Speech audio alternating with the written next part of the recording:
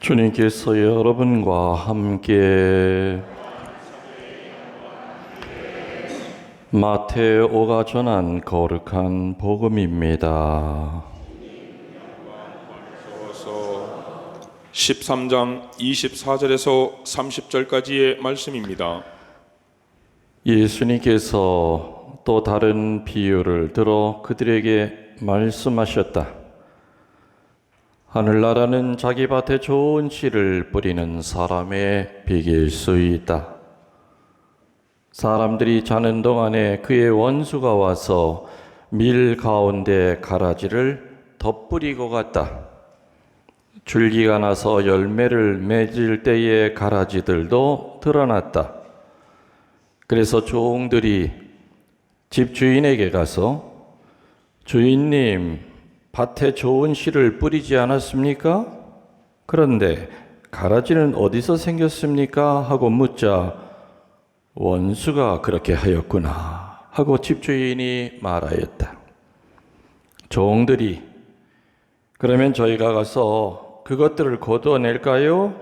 하고 묻자 그는 이렇게 일렀다. 아니다. 너희가 가라지들을 거두어내다가 밀까지 함께 뽑을지도 모른다. 수확 때까지 둘 다 함께 자라도록 내버려 두어라.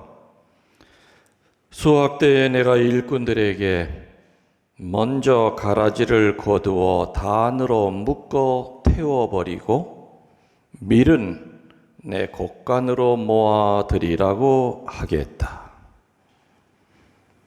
주님의 말씀입니다. 모두 앉아 주십시오.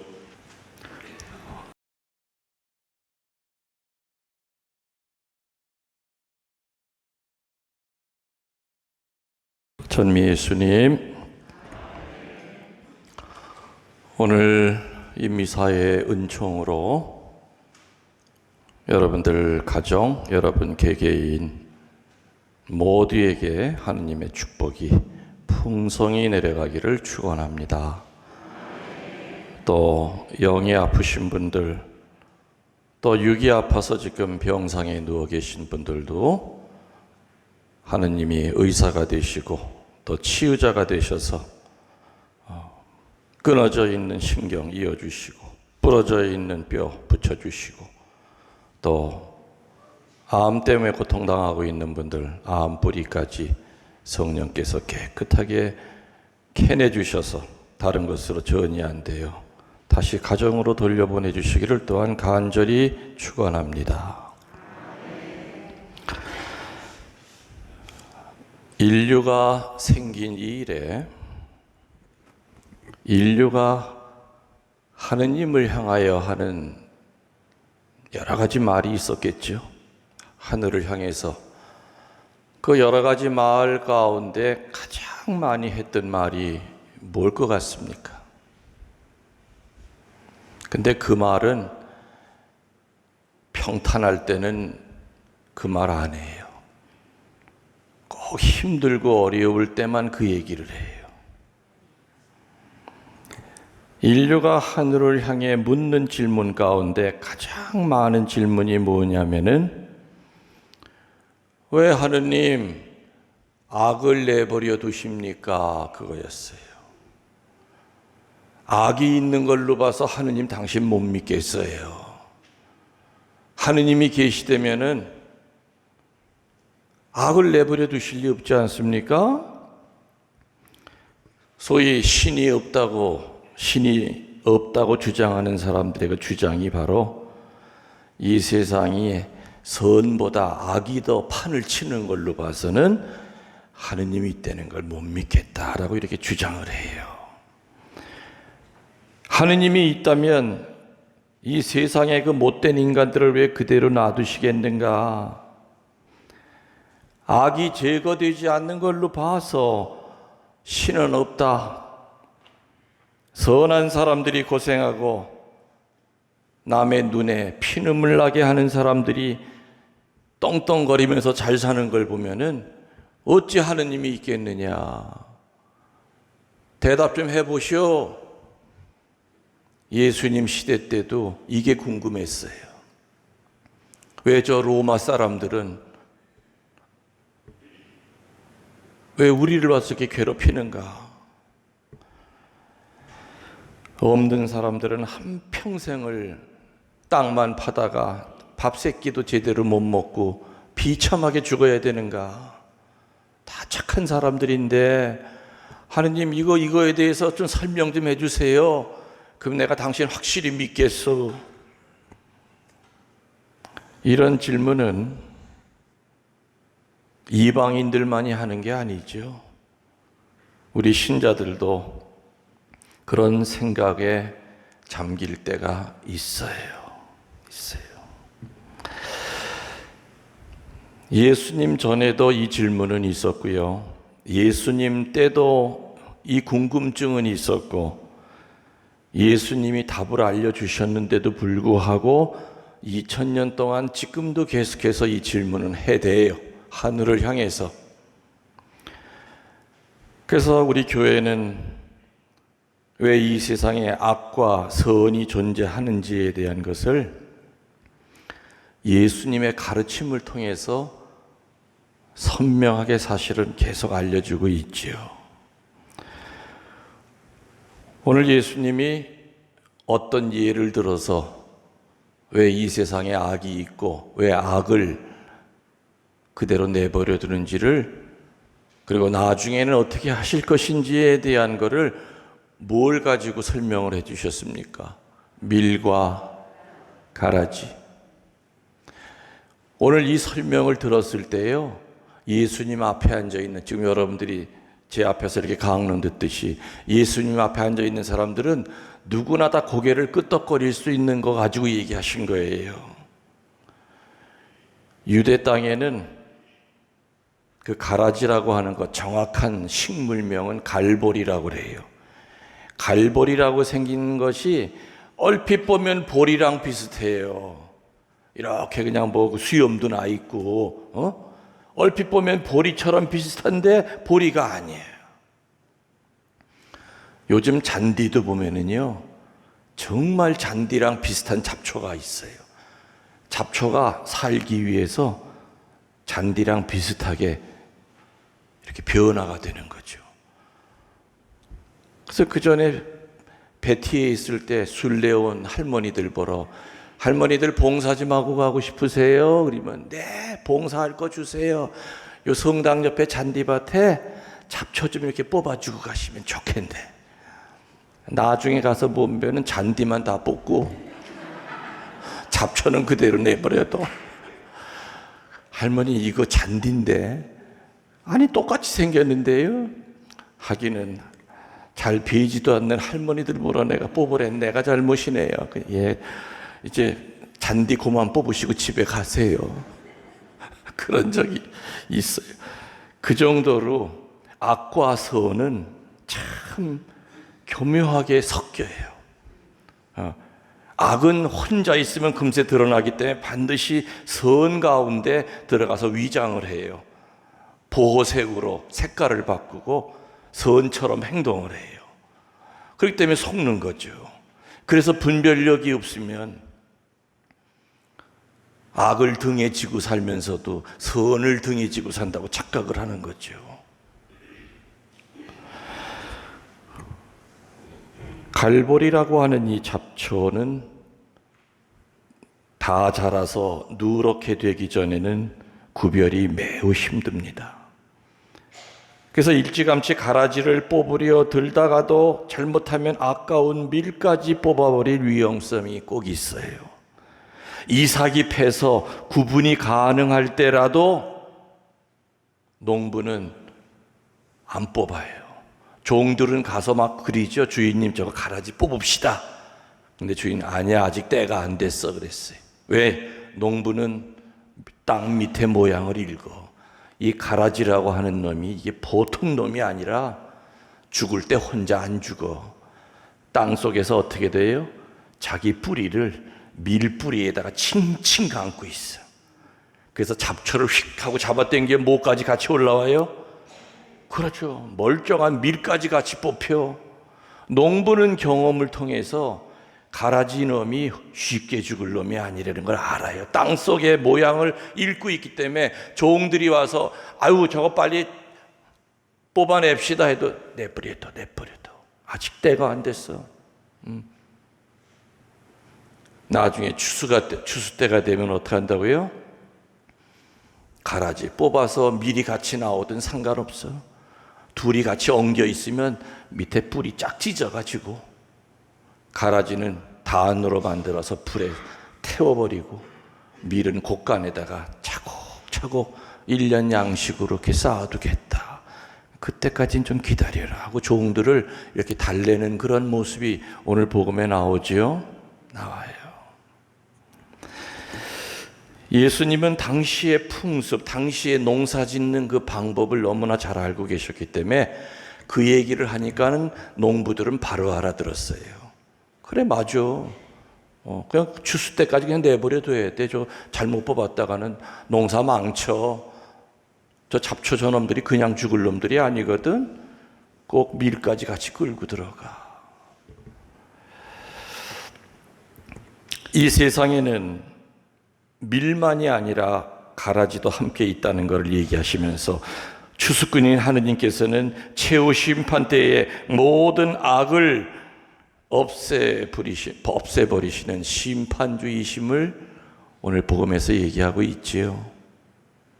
자, 근데 여러분들 오늘 성경에 보면은 원수가 잠자는 사이에 뿌려놓고 갔다. 덧뿌렸다 나오죠. 원수가 덧뿌리고 갔다. 나쁜 씨를, 가라지 씨를 덧뿌렸다. 좋은 씨를 못 자라게 하는 부정적인 요소가 많습니다. 세례를 받고 착하게 살려 해도 착하게 못 살게 만드는 그 환경들이 있지요.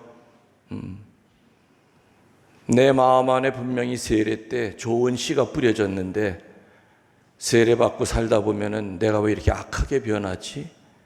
내 마음이 왜 이렇게 화가 치밀고 왜 이렇게 못돼졌지? 하면서 스스로 가슴을 칠 때가 있어요.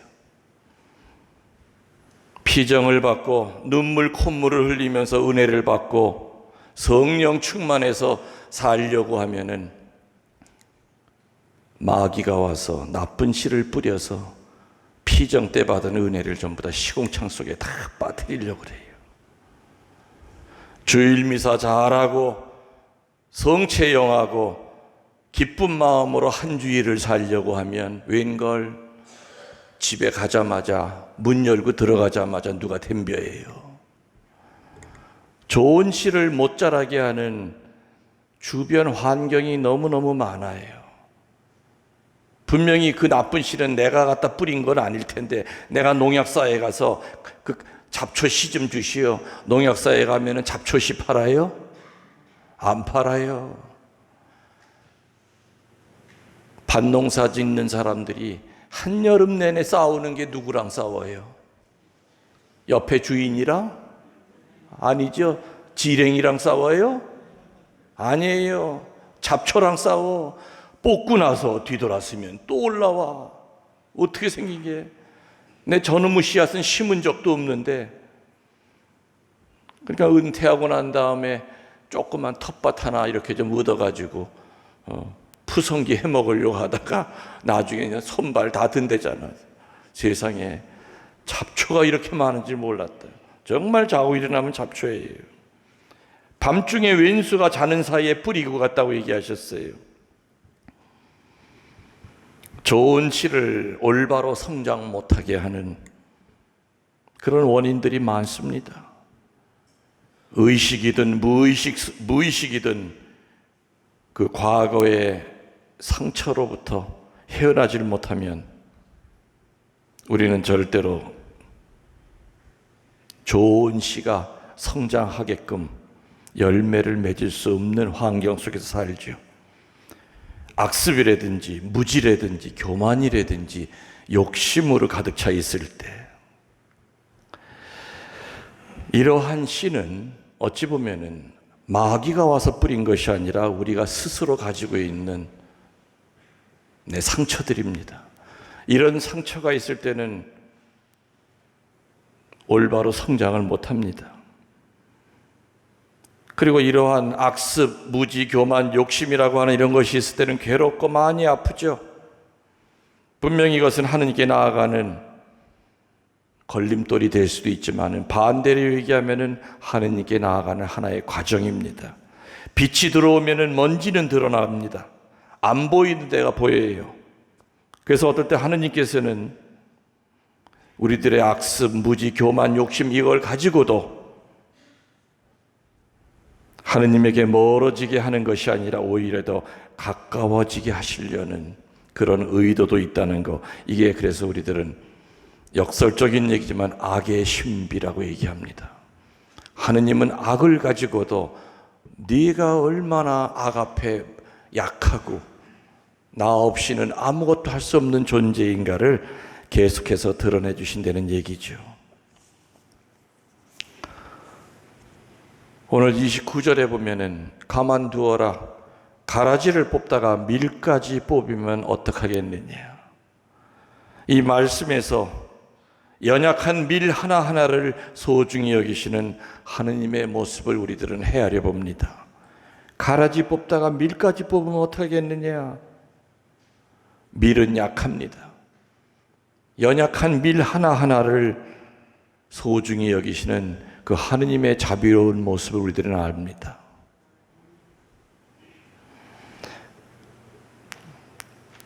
좀 전에 얘기 드렸듯이 선과 악은 어떤 때는 확연히 구분되질 않습니다. 왜냐?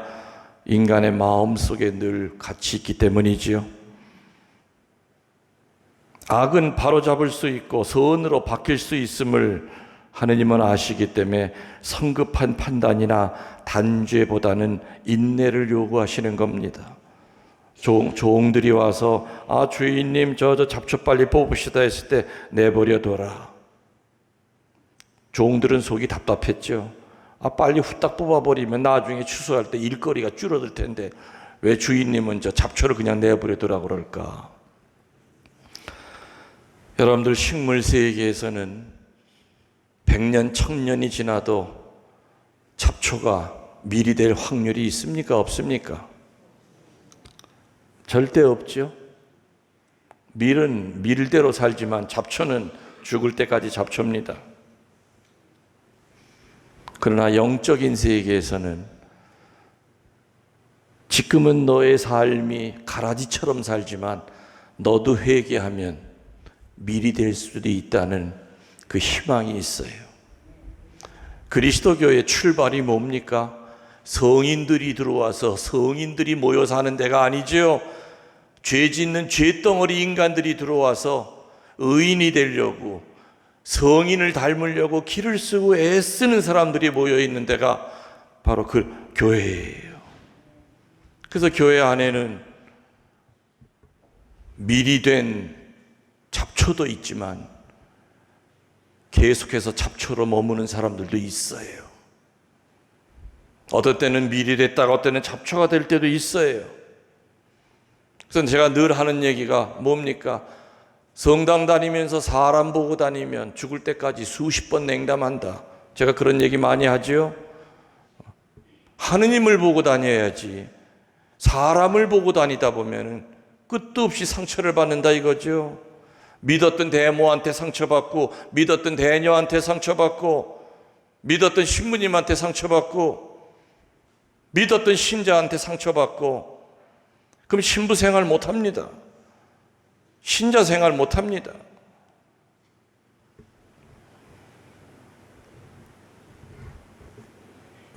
지금은 잡초지만 나도 밀이 될 수 있다는 희망이 있기 때문에 우리들은 하느님 앞에 무릎을 꿇고 끊임없이 도움을 청하는 거 아니겠습니까? 그리스도 제자들은 미운 사람, 나쁜 사람, 그리고 이 세상에 악이 자기 곁에 있다고 너무 조급해하고 비관적으로 살기보다는 오히려 겨자씨와 누룩의 역할을 해야 된다고 오늘 복음에서는 알려주고 계십니다.